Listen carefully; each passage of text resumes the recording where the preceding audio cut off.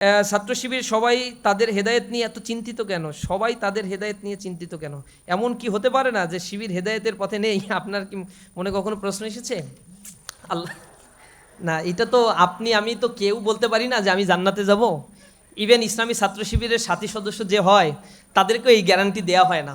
তো আমরা বলি, কোরআন শরীফের ওই আয়াতটা পড়াই, আল্লাযী খলাকাল মাউতা ওয়াল হায়াতা লিয়াবলুয়াকুম আইয়ুকুম আহসানু আমালা। তিনি হচ্ছেন সেই সত্তা যিনি জীবন এবং মৃত্যু আর এর সন্ধিক্ষণের এই সময়টি সৃষ্টি করেছেন।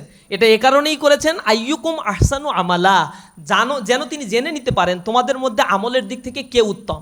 একদিন রাসূল করিম সাল্লাল্লাহু আলাইহি সাল্লাম ঘরের ভিতরে তড়িঘড়ি করে ঢুকে পড়লেন। ঢুকে তার কন্যাকে খুঁজছেন, ইয়া ফাতিমা, ইয়া ফাতিমা। ফাতিমা রাদিয়াল্লাহু তাআলা আনহা খুব হয়ে গেল, কি হয়েছে বাবা, কি হয়েছে? আল্লাহ রাসূল তাকে বসাইলো, বসো বসো। এরপরে আল্লাহ রাসূল বলছেন, ইয়া ফাতিমা বিনতে মুহাম্মদ ইনকিজি নাফসাকি মিনান নার ফা ইন্নী লা আমলিকু লাকা যাররা ওয়ালা নাফা ইয়া ফাতিমা বিনতে মুহাম্মদ।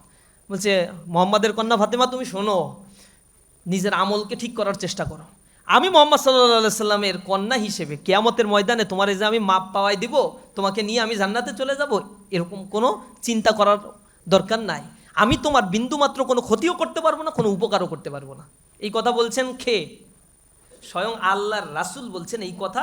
কাকে বলছেন? তার কলিজার টুকরা সন্তান ফাতিমা রাদিয়াল্লাহু তাআলা আনহাকে। আর আমি কোন সলিমুদ্দি কসিমুদ্দি যে ছাত্র শিবিরই একমাত্র নির্ভেজাল সংগঠন?